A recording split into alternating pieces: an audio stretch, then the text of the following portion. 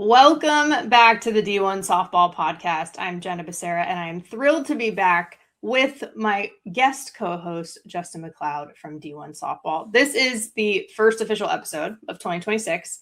It's a new year, it's a new season, and there are new stories coming. So for those who tuned in last season or even the season before that, thank you. And for anyone joining for the first time, welcome. I'm super excited also, and I know the whole D1 family is, to be part of the Learfield family for the show because there are so many teams, so many schools, athletic departments, just great sports content in the Learfield family and Varsity Network. Actually, in fact, if you're on the go and want to stay connected to live college sports anywhere in the country, download the free Varsity Network app available on Apple and Android. With new features this season, it's easier than ever to listen live and keep up with your favorite teams and podcasts. So don't miss a moment. Get the Varsity Network app now. But why don't we also just reintroduce ourselves?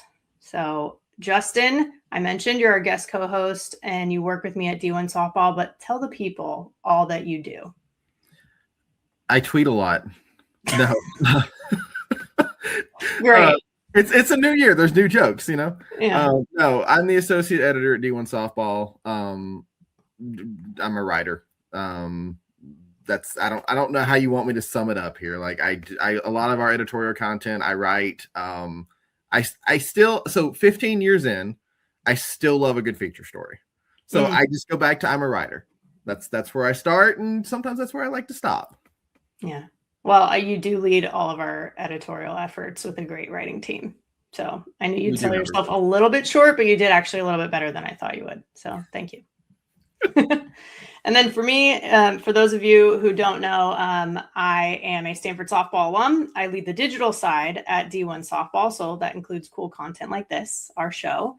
I'm also a broadcaster primarily with the ACC and Stanford Athletics. And I host the Believe in Softball podcast with MLB Network too. So lots of softball in me and Justin's lives, to sum it up, basically.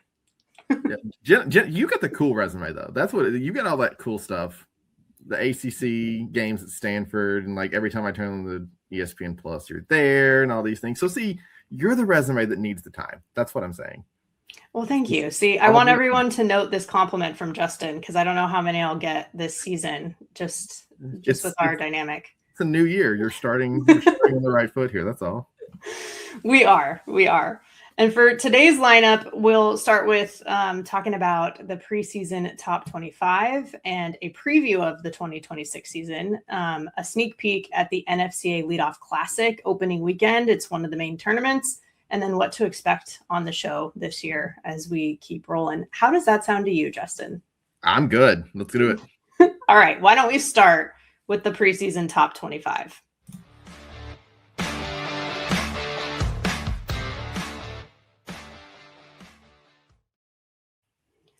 So this is what the top 20 looks like, top 25 looks like in the preseason.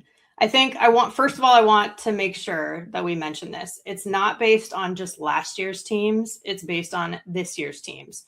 So that does include, seniors who graduated, freshmen, transfers, coaching staff changes, all of those things affected this and how the poll came together.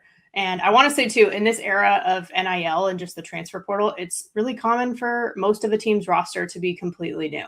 So this is literally just what's on paper and what coaches have told us at this point. Anything to add to that, Justin?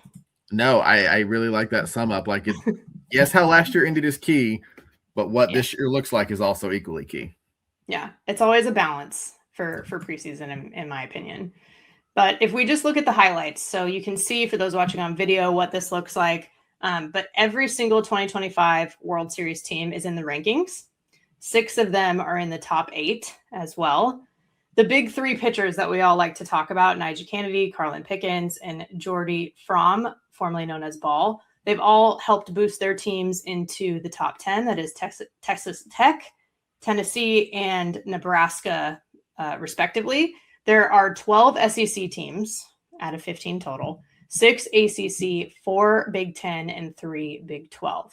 And a lot of teams receiving votes, which I think is interesting. So there's Florida Atlantic, Grand Canyon, UCF, Liberty, Ohio State, ASU, Auburn, Michigan, North Carolina, BYU, San Diego State.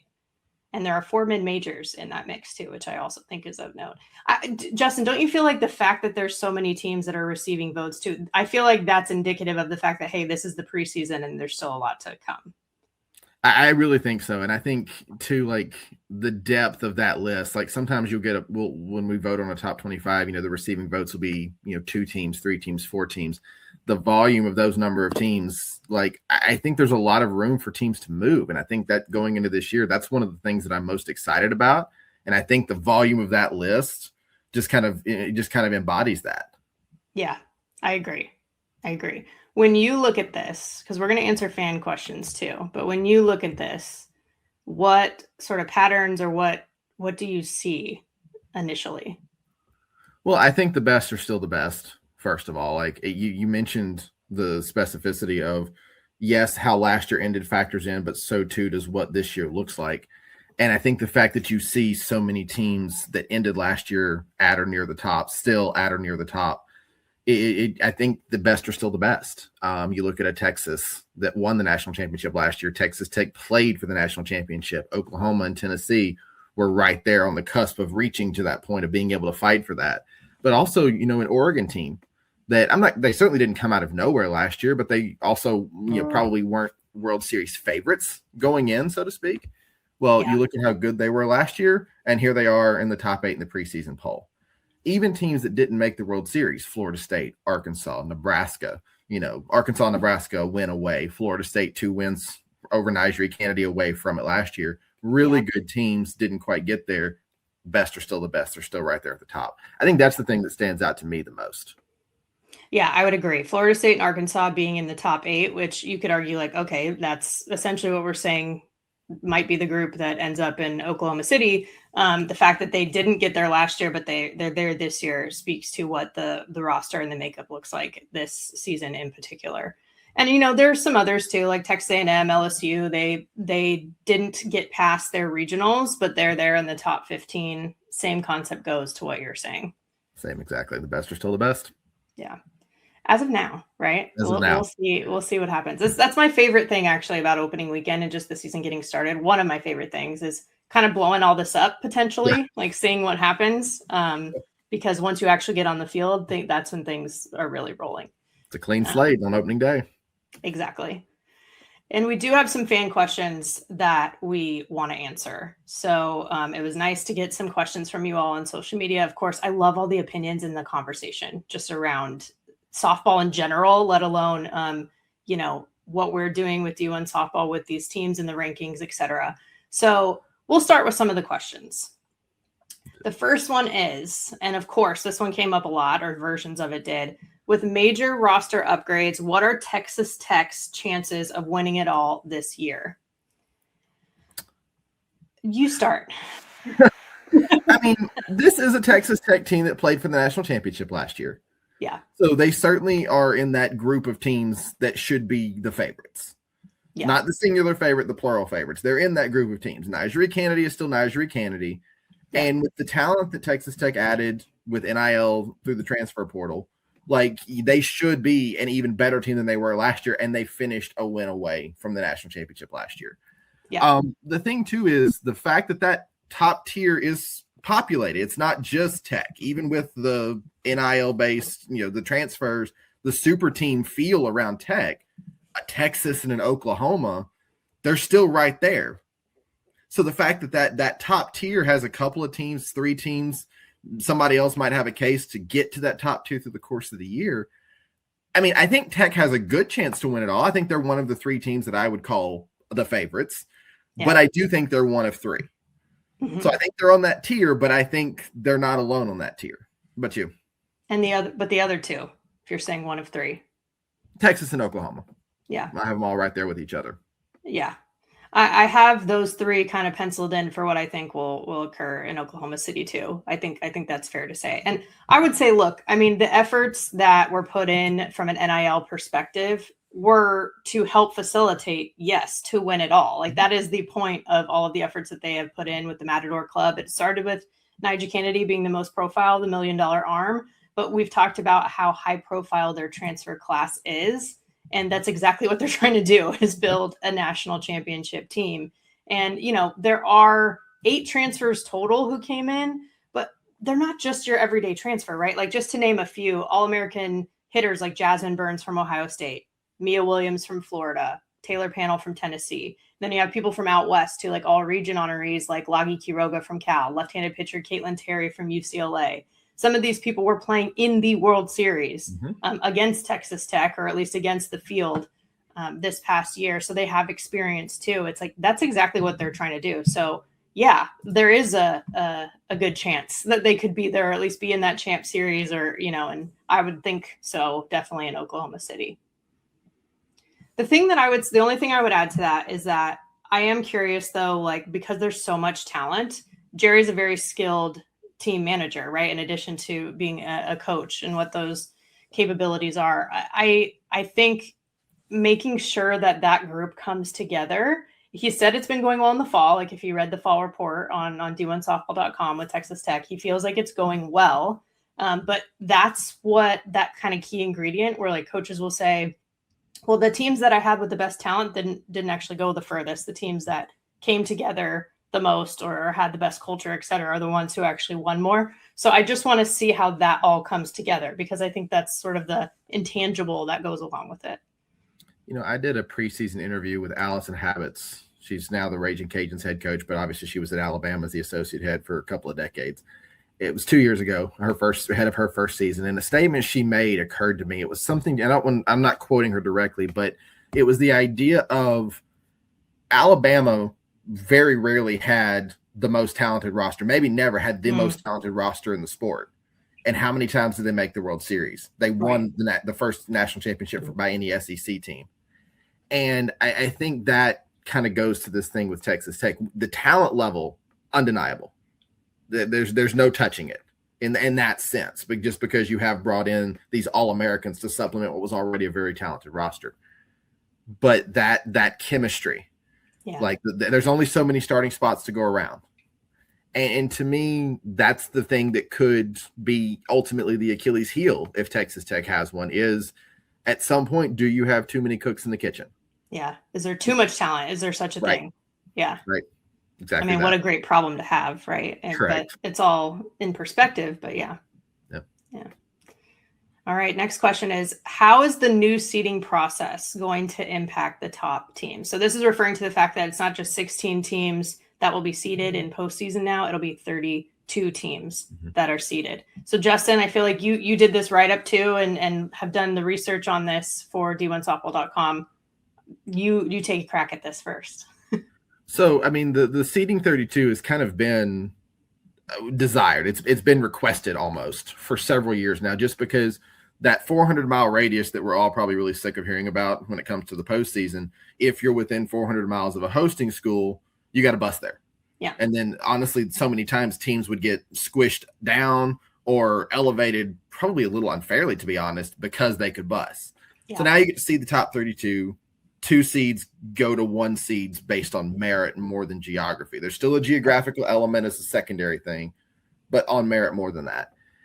And I think that's where it does impact the top teams, I think, because before, if you had North Carolina, you pretty much always knew they were going to bust to Tennessee because they could bust to Tennessee. Right. So if North Carolina makes the tournament, it's like, okay, well, might as well just start doing film on Tennessee before Selection Sunday. If your RPI is in a good spot, just go ahead and do it. That's where I think it affects the top teams. I think it affects everybody, including the top teams similarly, is it opens the door for new blood. Instead of North Carolina going to Tennessee, if North Carolina is good enough to be a top 32 seed, they're going to be placed in that positioning on their merit, on how good they are. Now, if they're in the bucket, that's the word we've kind of taken, using a bucket or a pod. Yeah. Where Tennessee also is, where it matches up. They may end up there still because the geographical stuff is still secondarily used. But if Tennessee's not there, well, North Carolina, maybe they go to Oregon. Maybe they go to Oklahoma. Maybe they go to Texas. Maybe they go to, maybe they're just outside a hosting bid and they go to the 16 seed, wherever that is. All of a sudden, it's not the same orange that you're used to seeing every time you make the postseason. It's true on both sides, the hosts and the potential 2 seeds, but I think that's the biggest impact is you get to play somebody that you've earned the right to play against versus somebody you just happen to be close to. Yeah. And you're right. That's exactly what people have been asking for a long time. People have been advocates for it for a while for those reasons. And, we have seen, and this isn't even geographical, but like Boston going to Oklahoma a million times in a row, for example, and from their perspective, right? And maybe if they're seated, that changes for them because they can be part of that 1 through 32.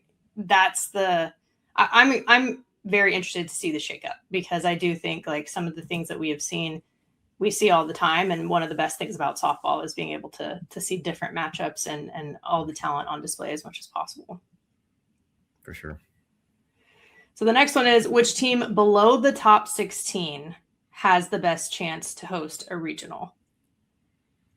If we're thinking about our rankings for D1 softball, the top 16, of course, they'll still host the regional, right? To your point before, the 17 through 32 will be seeded, but they won't host. So that is still an element that's at play. Who sticks out to you? This one may take some people by surprise, but I'm really, really high on Washington this year. They were in the mid-20s in our preseason top 25 at D1 softball. I think they're pretty well a consensus top 25 somewhere in their team. But after last year, what could have been a crash and burn year, it wasn't. Like they went out, found transfers that filled the exact holes they needed, showed up, won, 30, 35 games, made the postseason, finished in the top half of the Big Ten in their first year of cross-country conference travel. Like with what Washington did last year, I'm really high on them this year. Alexis DeBoer is the centerpiece of the lineup. Yep. Pitching staff did so well. Like the pitching staff performed to such a high level last year. I think Washington's got a shot. Yeah, I mean, I do think they punched above their weight last year based on what we thought was going to happen, which again, that's why it matters what happens on the field. And I think that there's this level of rebuilding there that's happening. I know Jen Salling being on staff as an alum they're no stranger to having alums on staff, but like that was some fresh blood that was still familiar with the program in a lot of ways. Like that has added an element to this. And I think that's a fair assessment. I would say from my perspective, Stanford right now is outside the top 16. They just missed being in the top 16 this past year. And speaking of punching above your weight, they only had 3 pitchers. None of them had significant innings prior to that. Obviously, Nigel Kennedy had eaten up a ton of them prior, and also Elena Botter even before that, right? So Kylie Chung was the senior. She's since graduated. They have 2 returning pitchers, but they have 3 freshmen. So they have now expanded into having a much deeper pitching staff, still young. So there's still going to be a lot of learning and maybe some early bumps and bruises. But they had a program record year in multiple offensive categories. They had 101 home runs. They just absolutely unleashed in the box this past year. So with that being said, they bring the top 7 of their 9 hitters from last year back. So they bring that hitting element. They have 3 All-Americans on the team with Taryn Kern, River Mailer, Emily Jones, plus the pitching depth. There's an opportunity for them to potentially push into that top 16. Well, and I'll buoy your thought because I know you're Stanford alum, so you went with the home team. Right. No, that's a really good pick though, because that offense carried Stanford so much last year. Like they you said punched above their weight, they really did, but they looked really good. It was a really complete unit. Yeah. And that pitching staff hung in. Now you add a pitching staff, and if it's solid and not just hanging in, like you're talking about a Stanford team that just missed hosting last year, all of a sudden you become what do you become an easy, ready-made top 16? I mean, certainly there, certainly possible. Right, possible. Same with Washington, possible. Right, like they have the opportunity to do it in our view, at least. Yeah. Well, with that being said, too, I would say people take a look at the rankings. Everyone has their opinions, like we talked about. If you, Justin, and I'll answer this too, could make one change, whether that's adding, removing, swapping, whatever it is, what would it be? And here we can take another look so everyone knows what we're referring to. I think for me, I find you said a change if I could make it. So I at the risk of sounding like I would be gerrymandering it, the Big 12 representation is interesting to me. I think the fact that we talk about Texas Tech so much, I think we've kind of left behind. It just is a general thing, not here today. what the depth of the Big 12 could still be in the post Texas and Oklahoma era. So I think if I had my magic wand to wave at the top 25 and magically change it, I think a little more Big 12 representation. Like there's a couple of Big 12 schools, 2 or 3 of them getting votes there. I look at an Arizona State, kind of in that mix. I think that's the first thing that comes to my mind, a little more Big 12 in there, because I think that conference has a chance to be kind of deep this year. That's a really good point. Because I think with the departure of Texas and Oklahoma, obviously them going to the SEC has only increased the already large amount that we talk about that conference, right? But there are still great teams, not only legacy teams that were already in the Big 12, but you said it, like both Arizona schools. I think ASU's on the rise right now. They're rebuilding a little bit too, and some of the new blood as well. So I think that's a great point. For me, one thing that I would think about, and they are receiving votes, is when you look at Michigan. So just taking a look at the fact that all the reigning Power 4 conference champions, the regular season champs and the tournament champs, are ranked except Michigan. They were the Big 10 tournament champs last year. They took some bumps and bruises, right? Like they finished 8th in the regular season standings last year. So that they're taking some of that into account. But I think that they, 7 of their 9 offensive starters are back. They didn't lose anyone to the portal. And they worked through that tough start, or that tougher Big 10 slate that they had, to make it to the end there. They have a little speed. They have a little pop. Lauren Durkowski graduated, so that's a loss. But Erin Haynes back, and her improvement from freshman to sophomore year was huge. And she ended up closing out the tournament championship win against UCLA, right? And now they have 6 pitchers this year. So I wonder if maybe they should make it into the top 25 potentially, and move out of just the receiving votes category. I don't know what your thoughts are on that, Justin. Matchup against Florida in week 1. They're going to have a chance for a big one right away. Vault them right in. Yeah. Also, should there be a mid-major in here? There's a few receiving votes, like we said. Florida Atlantic, Liberty, and GCU are first, second, and third in our mid-major preseason rankings, respectively. But should there, or could there be soon, a mid-major that makes it into the top 25? There absolutely could be. If you look at the opening week schedules, particularly for Liberty and for Florida Atlantic, like they've got the chance for some major wins. And then obviously Florida Atlantic is in the ESPN Clearwater tournament in week 2.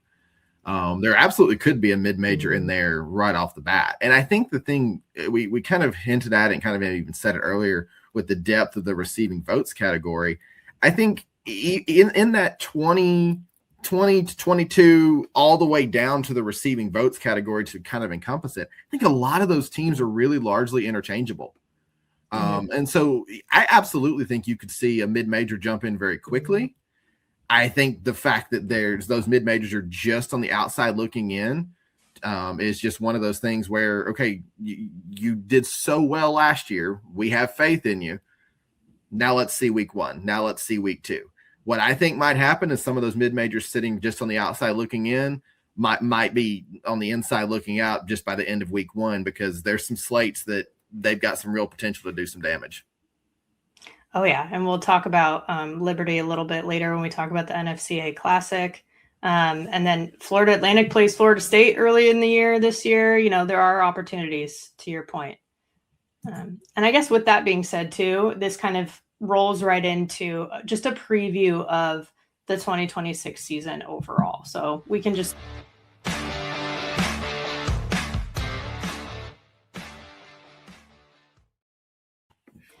plenty to talk about. I mean, we could be here for days and days and days if we really wanted to go through absolutely everything. But in the preseason, let's start there, because that's what's coming up right now. Matchups that we're excited to see. We're obviously going to get into the NFCA Leadoff Classic with Anna in a bit, so we'll get into that opening weekend tournament specifically. But what are some other matches and matchups that you're looking forward to seeing, Justin, that are going to be prior to conference starting? Well, I look at Texas Tech stay in Clearwater in week 2, and that one really pops out at me right away, just because there's not a lot of major top-tier matchups on Texas Tech's schedule this year. But in that week 2, you've got Nebraska. You've got Florida State thrown in there. They play Florida State in the midweek. I think it's mid-March thereafter. So they play Florida State twice. But week 2, Nebraska's on there. The thought process, I'm sure, is that it'll be Jordy versus Nyjah, maybe both as starting pitchers this time. You look at that Florida State, that's a matchup of that Tallahassee Super Regional, a rematch from last year. Those to me are the two biggest, that and then the Texas A&M game in week 1 in College Station here. Those are to me the 3 biggest games on Texas Tech's schedule. Like, as great as conference play is going to be, as some of the Big 12 team matchups could be, to me, those are the 3 games that are going to be huge for Texas Tech. Those are the 3 best teams in my mind that they're going to play. Yeah. Especially with Texas A&M being in College Station, a true road game, true road test for Tech. That's where my brain goes first. I also look at this Oklahoma-Arizona 3-game series to open the year in Tucson. I mean, you think about it, the last few years, how often have we seen Oklahoma with a real, genuine, true road test in the first couple of weeks of the year? For the longest time, there were not many teams that wanted to play OU. Right. Even when there were, getting off to the right start's always been something that Patty Gass has prioritized. So there really aren't a lot of major top-tier matchups. And here you start off with a 3-game series against a team that hosted a regional last year in Arizona. Right. So that one pops out at me too. We also don't get 3-game series to start the year very often. It's common. So that one pops out at me too. Yeah. It's not baseball, right? So not common. You mentioned Florida State, Texas Tech. For me, some of those matchups that are essentially rematches from last year in the postseason, really interesting. And that's a super regional, quote unquote, rematch that'll be in the ESPN tournament in Clearwater. Tennessee, Nebraska is another one that'll be at that same tournament that I'm interested in seeing. And then if you look at Mary Nutter, UCLA, South Carolina will play each other. That's a super regional matchup from last year. So this is exactly what we mean when we say it's postseason caliber matchups in the preseason. And that's part of the reason why we love it so much. And we've also seen a lot of strong mid-majors facing tough power opponents and how fun that can be too. So I think we're going to follow along with those as well. And I'm excited for the quote unquote upsets that'll happen. I'm right there with you. And you mentioned South Carolina, that their whole stay at the Mary Nutter, it's not an easy one. So we're going to find out real quick if a repeat performance is in store. Yeah, agreed. And I'm going to be in both in the Clearwater tournament for the ESPN event week 2 and part of Mary Nutter. Justin, you're going to be in Clearwater the first 2 weeks, right? Yeah. The 2 weeks in Florida, I'm going to suffer to start the season. It's really tough. I know. Well, then when we get into conference play, so this year in particular, it's year 2 after conference realignment. So that's, of course, Texas OU going to the SEC, Stanford and Cal going to the ACC, UCLA, Washington, Oregon, all going to the Big 10, and then Arizona State, Utah going to the Big 12. I guess just general thoughts on what we saw in the first year of realignment. I mean, for me, you can't make a bigger splash than Texas and OU did really in their first season, right? I mean, regular season tournament by default, champions for OU, and then Texas being the national champs. That's very straightforward. But 6 out of the 8 West Coast teams that moved to new conferences, they ended up in the top half of the regular season standings in their new conferences. The ones who led that, Oregon, regular season champs, UCLA right behind them in the Big 10. Arizona was second in the Big 12. Stanford was tied for 4th in the ACC. So I think just seeing how they've fared in their new conferences is interesting. And as we thought they would, they've made an impact in their new places. Absolutely agree. I mean, I think so many, it's easy to just kind of write that off because I think so many teams were just as good as they've always been. Sure. Even the Stanford, like we've already talked about a little bit, they were good. They were still good to say, okay, great, new conference, great. But you were good if you're Stanford with the added hardship, honestly, of that cross-country travel, of an entirely new conference from what you were used to. So good took on a new definition. Winning the SEC, with no offense meant to the Big 12, that's not the same as winning the Big 12. And they took us along the way, lost a series or 2. Patty said she was even surprised. Yeah. That they did it the first year, Right. But then they went and did it. So I think that's the thing. Like, it's easy to forget, hey, so many of these were in new conferences last year just because they stayed good, but they stayed good for Oklahoma and Texas against a much different conference than you were used to playing top to bottom. For a Stanford going, even Arizona, you're kind of going coast to coast in conference play now. That was the thing that stood out to me the most, to be honest with you, is just how many were able to maintain similar levels of success. Oregon, they even greater success than they had under Missy Lombardi for 6 years in the Pac-12. First year in the Big 10, they go and win it, beat UCLA to do it. Yeah. So I think that's the thing for me is it's easy to forget, but so many teams kept their success going, even though it looked way different. Yeah. Yeah. And now some of the former conference foes will play in the preseason, right? That we saw that last year. We'll see that again this year. And I think, the way that each power conference, for example, looks like, I still think Texas and OU are at the top this year. I think Florida State, Clemson, Stanford, and then maybe kind of there's Duke and Virginia Tech there as well. But I think those are kind of leading the ACC, the Big Ten. All three of the quote unquote new teams with UCLA, Oregon, UW are in the mix. And then of course, Nebraska.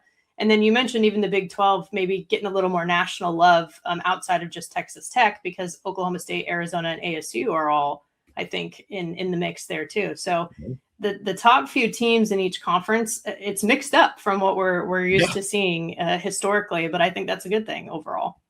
I mean, am I used to saying, SEC champion Oklahoma or ACC member Stanford or Washington in the Big Ten? No, but we're getting there. There's progress. We're getting there. Yeah.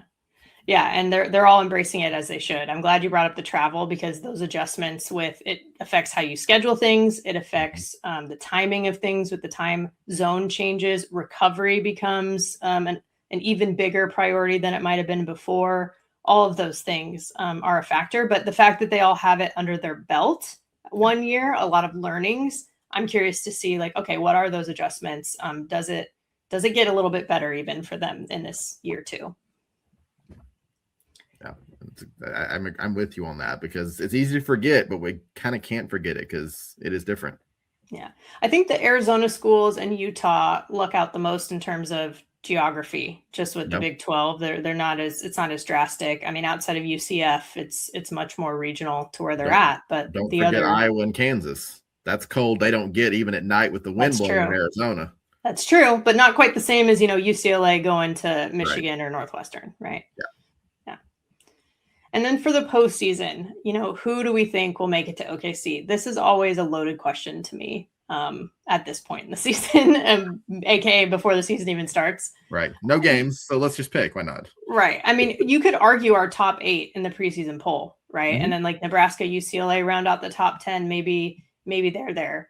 But what's one team? I know you both of us mentioned, Texas Tech, Oklahoma, really in that mix in the top 3. But what's another team that you think, I think we're going to see them there this year? I mean, I don't know if Nebraska fit your qualifications there. The thing for me about Nebraska is I think I just automatically go to, well, Jordy from formerly Ball. We really do need to start a jar for every time we have to throw all 3 names in there this year. I love saying Jordy Ballin or Jordy Balls too, she's balling out, but the wordplay wrote itself for so long. It did. But no, I think it's just so easy because of how good Jordy was last year at Nebraska. Even if you don't think about how good she was at Oklahoma, how good she was last year at Nebraska, first year back from injury, first year truly leading Nebraska like that, you go a game away from the World Series. I think it's easy to look at Nebraska as a foregone conclusion. To me, they are going to have to earn their way there. Yeah. But also, do we really think Jordy's going to end her homecoming, her career, spend 3 years in Nebraska and not take them back to Oklahoma City? It's just hard for me to fathom that a little bit, just with the kind of competitor that she is. So, I mean, they're technically outside the top 8 in our preseason top 25. So I feel like they qualify for that, outside getting in type of idea. Yeah. But when I look at the landscape, I'm not sure I see Jordy not getting Nebraska there, for being honest. They were a game away last year and she dueled with Carlin Pickens for 3 days in a row. So the recipe's been written. So close. And just such a true 2-way player now. Didn't do that a ton, didn't do a ton of hitting necessarily at Oklahoma, but what she did at Nebraska offensively was great. And even the little things, she's a good base runner. For example, those little things that she does well. And, obviously a big impact. Yeah. I mean, epitome of a 5 tool, I feel like. Yes, I would agree. I would definitely agree. I think for me, this is a team that is in the top 8 in our preseason poll, but they haven't been there before, which is Arkansas. I think bringing back Robin Herron and Peyton Burnham, they pitched 250 plus innings combined last year. So they were a huge piece of it. They have some big transfers too, like Dakota Kennedy and Tiana Bell. Kennedy has got some speed. She's great in the outfield. Tiana Bell has some power. They both come from out west. I don't think you can replace a Brie Ellis. right? I don't think we're saying that you can, but all but 3 people on the roster are back, and they were so close this last year. It was really a heartbreaker for them. I just think that they have the tools in place. It could be their year to get there. Okay, so far be it for me to agree with you 3 times in one I know what's happening. This is weird. But I really like that, though, because I think the place Arkansas thrives is when maybe there's a chip on their shoulder. And in the post-Brie Ellis era, what's Arkansas made of? Right. Arkansas was so close, but they don't have Brie Ellis. Well, right. With the chip on their shoulders, where Arkansas's proven they thrive. Yeah, I think that's true. And, we're talking about the top 8 and what we're looking at for preseason and stuff. But, if we look at data from our friends at 643 Charts, we're looking at RPI, or Diamond Sports Ranking, DSR, which is basically optimized RPI that's more tailored to the Diamond sports like softball and baseball. Last year's final 8, not the final 8 that went to OKC in either. It's not the exact same lineup, right? So DSR had OU ahead of Texas. That's not how it ended up. Right? RPI had Texas Tech out of the top 8. That doesn't reflect what we saw in the Champ Series, right? And at the end of the day, the ring is what matters. But just keeping those things in mind, too, as the season goes along, how, we have the metrics, we have analytics, and it's great, but it doesn't predict every single little thing. There are still intangibles. That's why you play between the white lines. Yes, exactly. And we are excited to finally get to see teams and players play between the white lines. And one of the things we'll start off with for opening weekend is the NFCA Leadoff Classic. And we'll have our special guest get to join us too.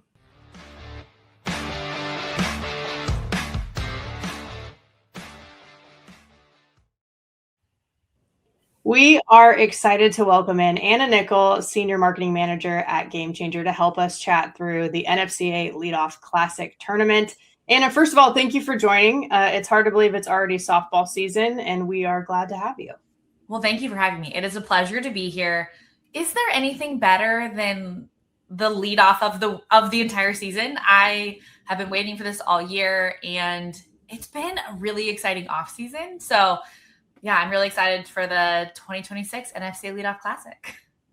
You said it. Been a very exciting off season. And first of all, we know that you work with GameChanger, but do you want to give a high level of what your role is there, and then also how you guys are working with the tournament?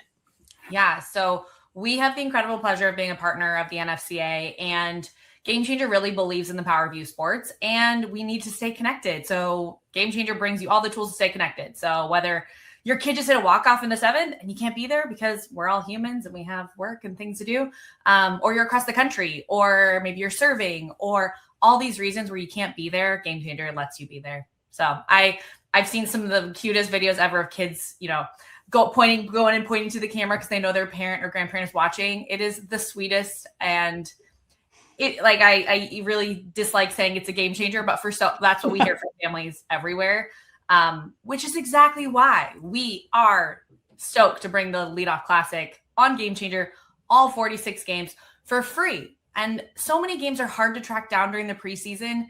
You're trying to navigate multiple subscriptions, platforms, all these things.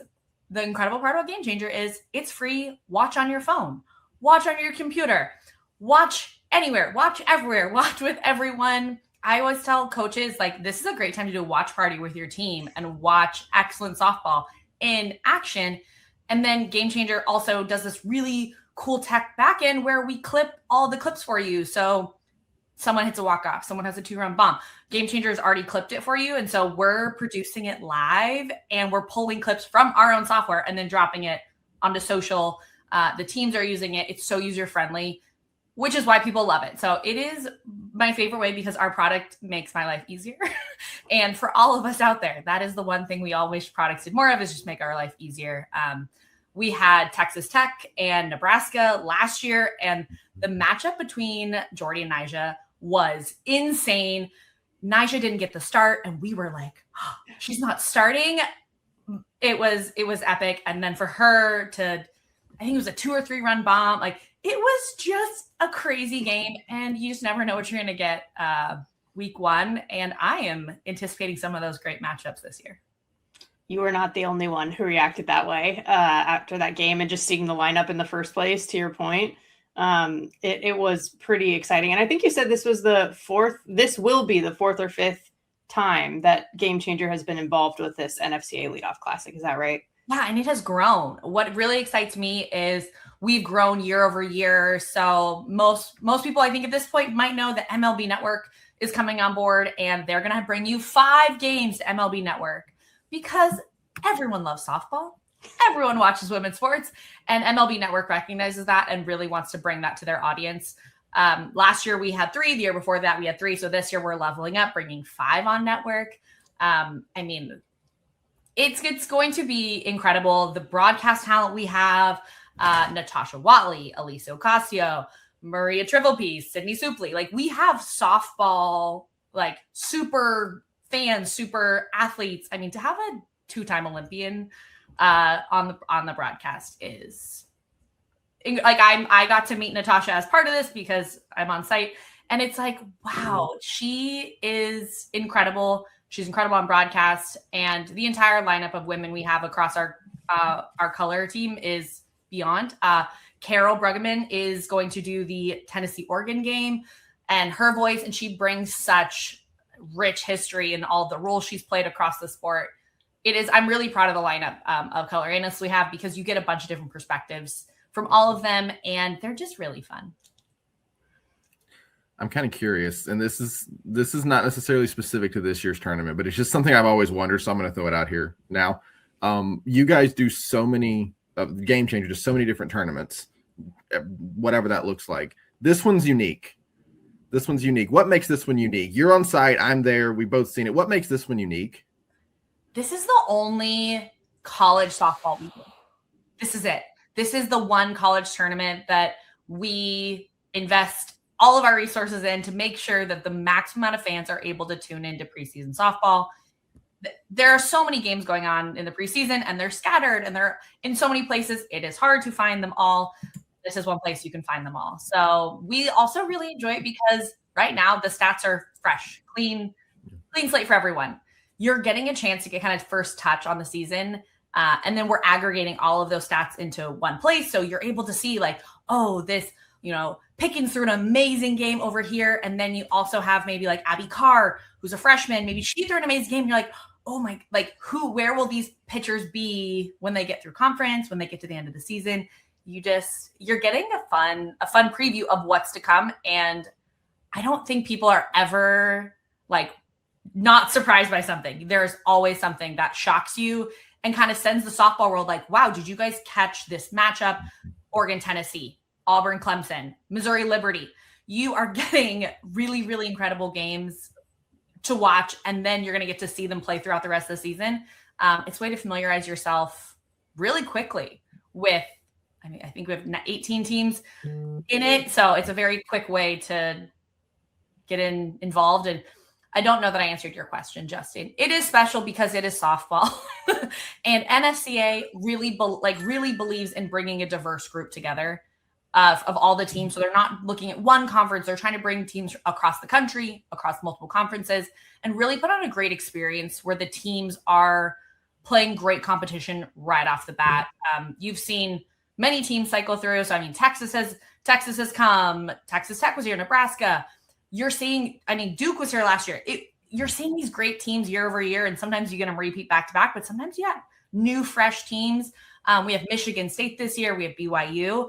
Those are just teams I haven't gotten a chance to watch a ton of. And so this year I will get to watch a lot more of them. And just, how it goes. You fall in love with the athletes. You fall in love with their athleticism.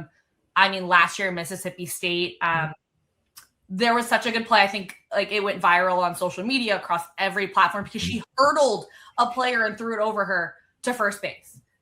And these are normal. These are normal. They're not normal, right? They are outstanding, but they're normal. And I think people love to see how normal it is to see these athletes making incredible plays left and right. And they're so humble about it. I always think wow, these athletes, yes, they need to know how good they are. They need to have that. I belong. I'm great.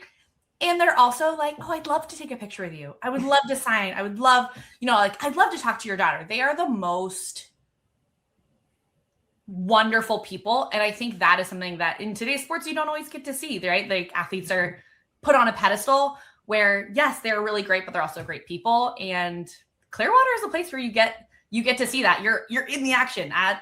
The fields you're right there. You're hearing all the things, you're seeing all the things. It's a very personal activity, and I think everyone should tune in and make it to Clearwater if you can. I've always thought it's an underrated preseason tournament. There's the highly publicized Clearwater tournament the following weekend. That's ESPN's tournament. And there's Mary Nutter. That's been such a long-standing preseason tournament along with Judy Garman, et cetera. But I feel like the NFCA Leadoff Classic has been underrated for sure. So I'm very excited to see all of these teams compete. And you touched on it a little bit, the landscape this year. 18 teams, 10 different conferences represented. Let me just give the background for everybody in case you don't know. All Power 4 conferences. There's 12 teams total from the Power 4, but there's also the Sun Belt, Conference USA, Southland, Atlantic Sun, Big South, and the MEAC all represented. So I think that speaks to the diversity that you're talking about, Anna. Plus, when it comes to the D1 national rankings, 3 of our ranked teams are in there, 3 receiving votes, and then a couple in our mid-major rankings as well with Liberty and Southeastern Louisiana. So just what jumps out at you immediately when you saw, okay, wow, this is the group we're going to have this year? Honestly, Southeastern Louisiana. I saw them and I was like, wow, that is exactly the team I want to watch. To watch them take down LSU twice was bananas. And there's a moment, I think it's a husband and wife team, and like they like jump and hug, and I was like, that moment was like, whoa, that is incredible. Also, I love seeing husband and wives team coach together. So you also have Auburn husband and wife team coaching together. I love it. It is so cool. I mean, you see so many like family dynasties within softball where they're, they begin coaching and their kids coach and then they go on to coach. And it's really cool to see husband and wife team work together. Because so much of our softball life is on the field and off the field. And to see them balance that is like beyond incredible. It's hard enough to agree with my husband on things, that don't really matter that much, like dinner. But these are coaches who are strategically building lineups, managing relationships, and all those things. So you don't get that, I feel like, in too many sports. And we're one of those unique sports where you have excellence at all levels. From you never know who that next level up is going to be. Now, I don't know about you, but one that I'm going to be camped right behind the backstop for is that super regional rematch, Liberty and Oregon. Like that one is like red circled on my calendar. When you look at something like that, like the last time we saw Oregon, they were in the World Series, but these teams met. The last time we saw Liberty, they were playing Oregon. You get a rematch right off the bat. You're a Pacific Northwesterner too, so I know you know Oregon. But when you get a matchup like that right off the bat in the season, give me your thoughts. I mean, I am from the Portland area, and I grew up a huge Oregon fan. I don't know how you cannot be a huge Oregon fan growing up. And the legacy that Mike White built at Oregon before he went to Texas, they're so exciting to watch.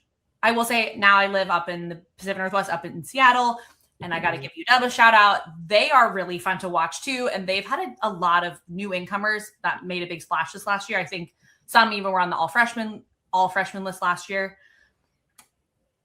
I want to see a 7th inning nail biter down to the end. I want to see the most competitive game, not only because the athletes want it, but I know these coaches are so competitive. Coach Lombardi, she doesn't want to walk away a single game losing.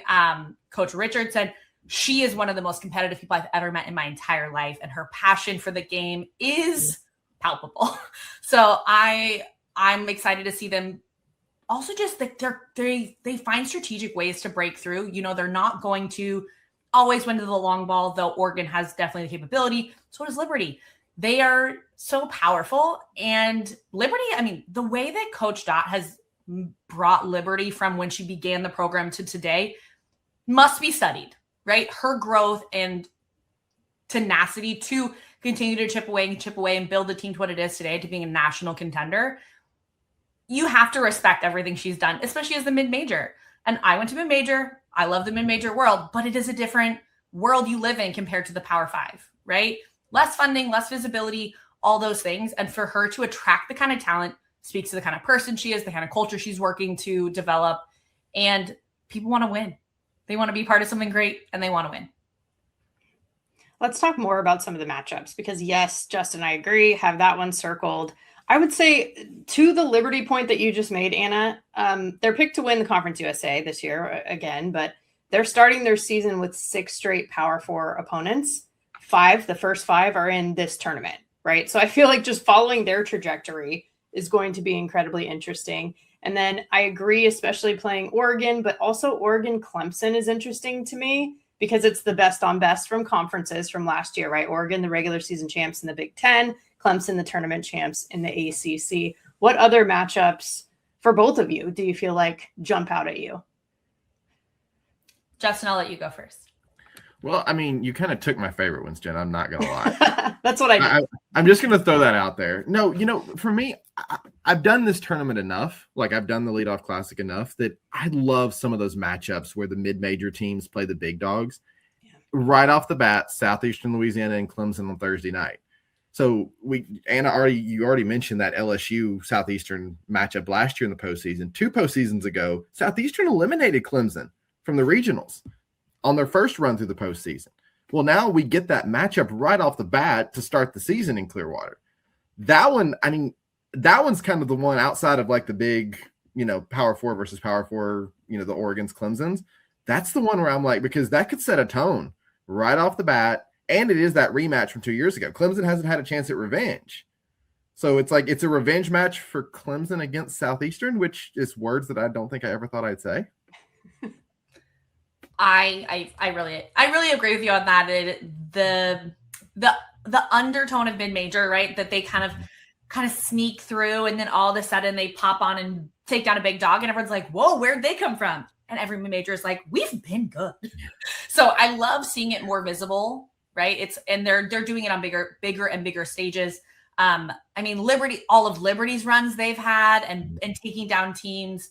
I mean, Charlotte is not in this tournament, but like Charlotte went on a tear the other year. Stetson went on a tear the other year. I mean, you have all these mid-majors who are wildly talented, and they are not given the same respect that they should be given.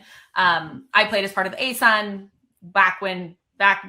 forever ago now, when we had, North Florida and Stetson in that conference, Eastern Kentucky, and it was always highly competitive, and it strengthened you for those bigger matchups. But it was also great, like the greatest experience ever. I loved Upstate. We had lots of fun. We played great softball. And we went to regionals a couple of times. So the mid-major, I think something else I saw for Southeastern is they've taken quite a few kids from like the junior college level. Mm-hmm. I also was a junior college athlete. Taking coaches who can take an athlete out of a junior college and help them develop and go level up also is a skill. And I have a lot of respect for the Southeastern coaches for saying, we're going to take these athletes that we believe have all this talent, continue to develop them and level them up. And we've seen that in action. And that's great coaching. And that is not a given at any level. Great coaches come at all levels, all shapes and sizes, all personalities. And I think that's one thing NFCA really brings is great coaches. They have their convention, they have clinics, they have webinars, they have all these sessions to level up as a coach. And that is something they like to elevate is great people who are developing great people so they can go on to be great people. I'm really glad you mentioned that you played at USC Upstate because I was going to find a way to work that in somehow or another. I remember your career and my mid-major loving self. That was going to make it in somewhere. But one thing too, you and I can both speak to this, but I want you to speak to it. One thing I love about, there are apparently several things I love about this tournament, but one thing that I do enjoy about it's very relaxed, but the atmosphere can be really fun sometimes too. I want your perspective on that. You have those fans that'll pack it in there, the moms, the dads, but then some people will travel because it's Florida. If we're going to be honest, it's a great reason. I want your perspective on that atmosphere because it can be fun, especially when you get into some of those competitive games, things like that. Like that atmosphere can be really fun. I don't think there's anywhere other than fun I would use to describe the tournament in any way, shape, or form, but it's intimate as well. Yeah. That is something I don't know that someone at home might know is that on 8 and 9, you have the 2 complex fields that are back to back, and it's limited seating. So people are packing in there and are excited and want to be in the action, and you can hear everything. Right? You are right up against the netting and you can hear everything. And so you're hearing that commentary, and these athletes are fierce competitors. I don't want anyone to mistake that these women are nice, but they will also rip the face off the ball. So you're getting all of that passion, that energy, which is to me why everyone loves softball. We care so deeply. We fight tooth and nail. And it is just fun to get to be your whole self in that way. And since these are non-conference games, right, you get to see some maybe athletes who wouldn't have made it into a conference matchup later in the season. This is their chance to claw their way into a lineup if they haven't had the chance to yet. So you are seeing full, all out, all engagement. And I would never say that athletes are not trying their best all season, but in the preseason, cards are all out on the table. It is really up to you to stake your claim and dig your teeth in and find a spot for yourself on the roster. I also love hearing coaches tell me oh, this athlete was a shortstop and now we moved her to right field and she's thriving. And you hear that all the time, being flexible, moving around. Hey, this girl's caught a handful of games in her high school career. Great. She's now our starting catcher because our starting catcher got hurt. Right. And those are happening pretty regularly. Flexibility and willingness to be whatever the team needs you to be, I think is also a common story.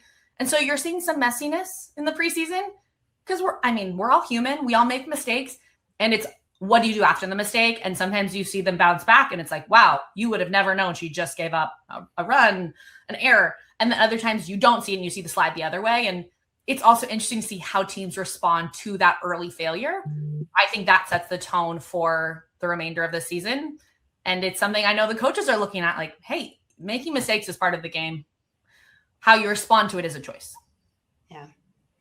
And that's a good point too. It's the part of the season where the coaches are trying things, athletes are trying things. So you get to kind of see what the thought process is for the coach and what they're thinking about in terms of managing their lineups, their rosters, et cetera. But then also the athletes okay, let's see what's working for me this year. What's going to be my bread and butter. Some of those things might be there already, but some of them are still left undiscovered. So I think that's a great point.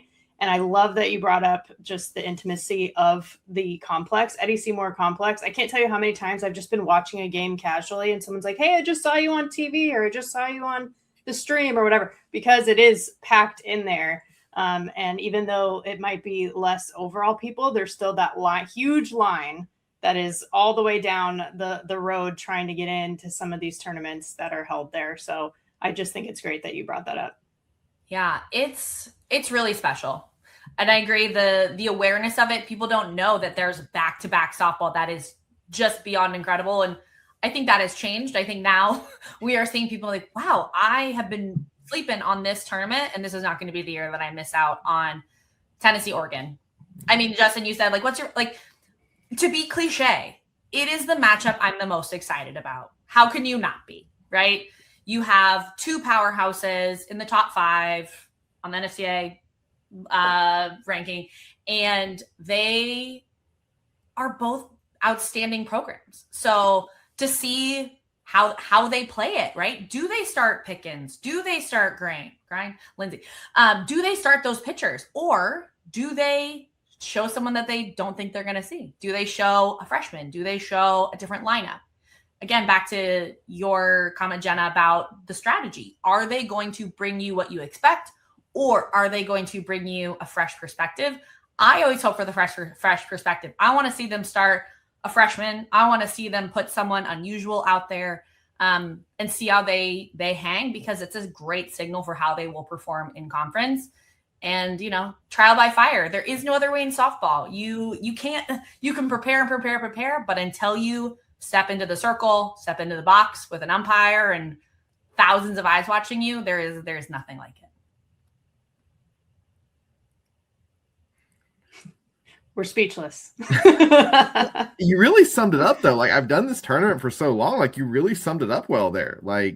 Yeah, I mean, we touched on the fun, you touched on the intimacy of that, but you kind of wrapped it all up in a nice little bow there, I feel like, because if you're not there, if you're watching on GameChanger or MLB Network, it can be hard to pick up on that. But I really think you wrap that in such a nice little bow for what the tournament is.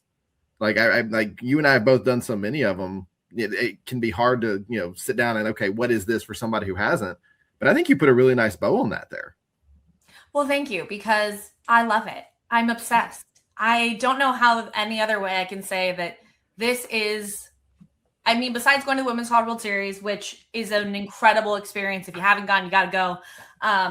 It is probably my second favorite softball event I get to go to in the year, because it's intimate. It's fun. It's softball. It's authentic, and finding authentic spaces for softball, there's just nothing better. And I've gotten to see friends over the years who have gone on to coach. I've got to run back into people who are just there watching. I got to have a conversation with Jordy Ball's dad last year, right? Like, when are you going to run into Jordy Ball's dad otherwise? It's those kind of things where you are getting to meet the people behind the people. And, I got to talk to him about Jordy's journey back to Nebraska and what that meant to her. There's so many components that you do not get unless you come in person. And it is the best 4 days I can possibly imagine in February in Florida. So, it's not going to be great weather in Florida, but it will be sunny, and I can accept getting some sunshine coming from Seattle. I think that's a great point for us to end on. Outside of the one thing I wanted to ask you guys is, what is so special about opening day and opening weekend? I think that's what adds a layer to this, right? So, like, what do we feel like makes it so special? We've touched on some things, but what would you guys leave the audience with right now?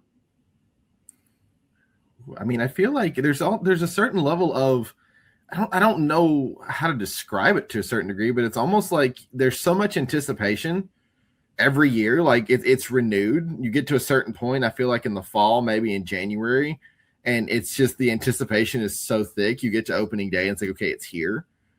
I think for me, that's a big part of it. Like even outside of just the mass coverage we do in January, like when opening day hits, it's like, okay, the anticipation, it's being realized. Like game, press box is open, lights are on, field crews out there, bases are in, like all those little things.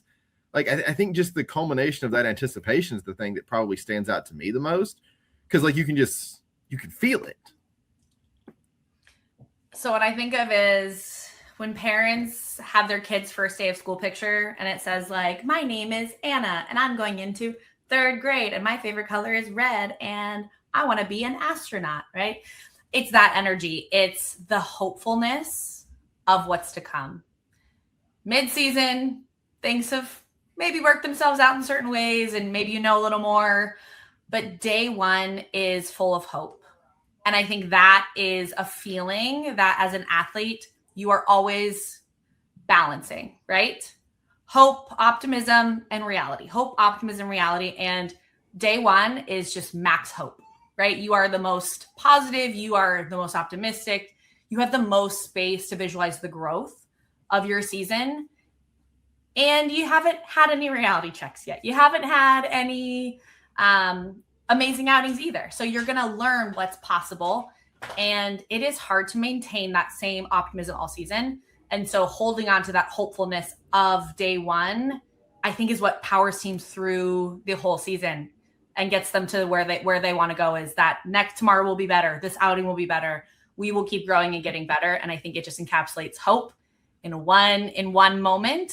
It's like a moment of still calm before the storm in the best way. Oh, I couldn't agree more with both of you, on all fronts. Emotionally, that aspect. Physically, you're also, the most rested you're going to be probably for the rest of the season. So that feels nice. And then mentally, you're right. It's like this fresh, clean slate going into it. And I think that's what we're all excited to see this season and for this tournament. Thank you, Anna. We really appreciate you joining and previewing the NFCA Leadoff Classic with us, and cannot wait to see just this entire softball season. Same. Thank you so much for having me. You two are such a delight. Justin, I can't wait to see you out in the ball field and we can catch up and cut up on all the softball shenanigans that are going on around us. It is such a pleasure to be here and an honor, really, because I love everything you guys put out and appreciate what you do for the softball sport, which is keeping the intrigue rolling, right? We're getting the people dialed in. Back at you. Yeah. Yeah. Awesome. Thank you.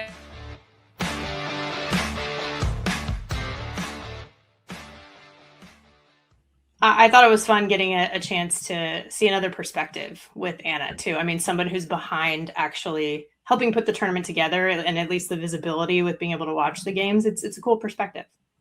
Well, and I mean, she and I have both been at that tournament so many years now, like in some of those different things we talked about and all that, trying to describe and all that. But it really is fun getting that extra perspective. I agree. And just to round out and make sure everyone knows, all 18 teams, in case you missed it, that will be at the tournament. So there are 4 Big Ten teams: Oregon, Penn State, Michigan State, and Rutgers. 4 ACC teams with Clemson, Pitt, Notre Dame, Boston College. 3 SEC, Tennessee, Auburn, Mizzou, and then 1 Big 12 with BYU, plus Liberty, Southeastern Louisiana, Longwood, NC Central, Eastern Kentucky, and South Alabama. So plenty of good stuff to come with that group. And I know you'll be there in person. I'll be watching. It's going to be a good time. It's going to be a good one. It's always a good one. Yeah, it's fun. Underrated, like I said. It is.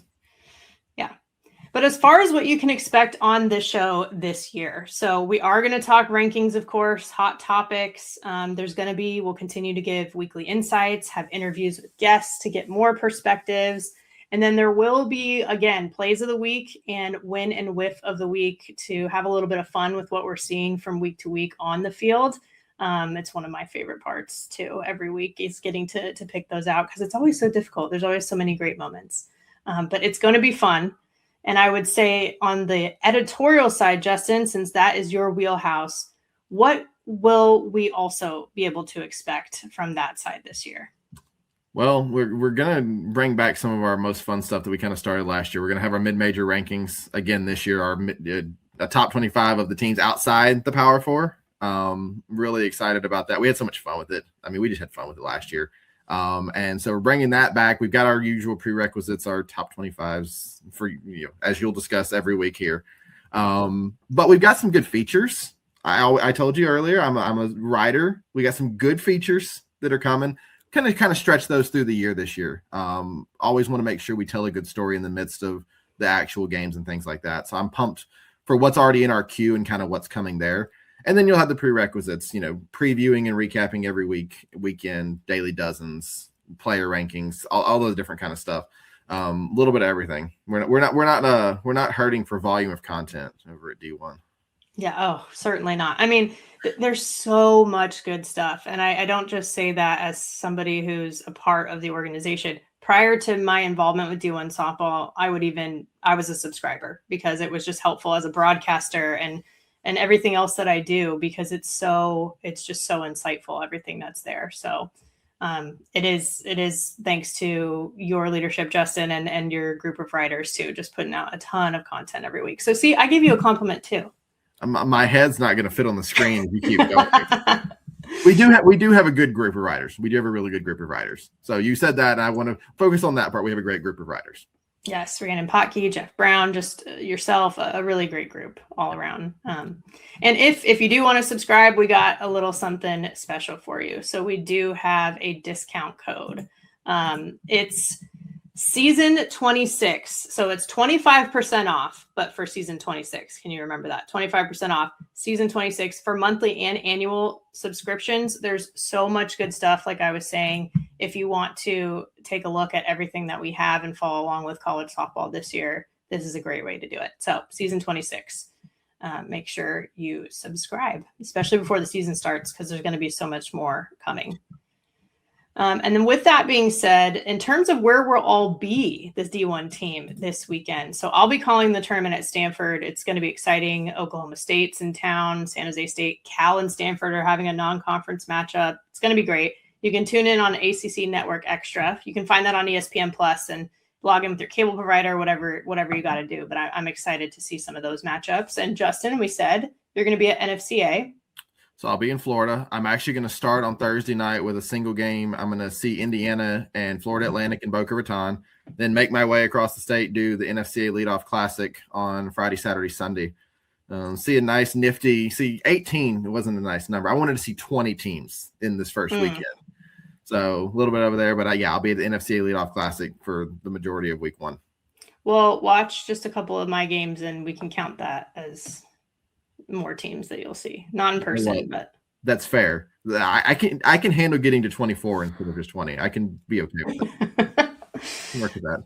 Yes. And then our colleagues on the In the Circle podcast, Eric Lopez is going to be calling. There's a tournament at UCF. There's 16 total games of all the teams. He's going to be on 13 out of 16. So he's just doing what he does, basically. Yeah. And then Victor Anderson, his co-host, is going to be calling games at Stetson as well. So we'll be all around covering the game like we usually do.